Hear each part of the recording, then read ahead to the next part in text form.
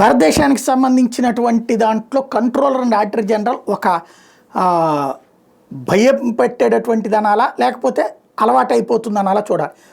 ఆంధ్రప్రదేశ్ ప్రభుత్వం 2021-22 ఆర్థిక సంవత్సరం నుంచి 2030-31 మధ్య కాలంలో 3,47,944 కోట్ల రూపాయలు అప్పులు తీర్చాల్సి ఉంది.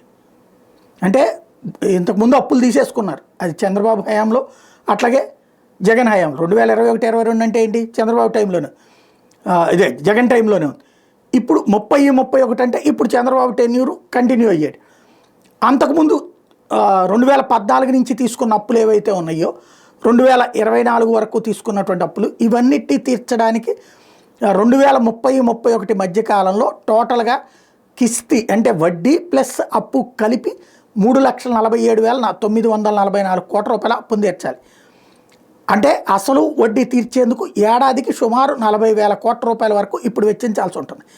ఇది రాష్ట్ర ప్రభుత్వం అధికారికంగా సమర్పించే లెక్కలు. ఇవి కాకుండా సాధారణంగా అంటే కాకి ఇచ్చేది అవి, ఇవి కాకుండా కార్పొరేషన్లు ఇవన్నీ ఉంటాయి. అయితే 5 ఏళ్ల తర్వాత చూసుకుంటే ఏడాదికి 93,000 కోట్ల నుంచి 1,30,000 కోట్ల రూపాయలు ఈ కట్టాల్సి వస్తుంది.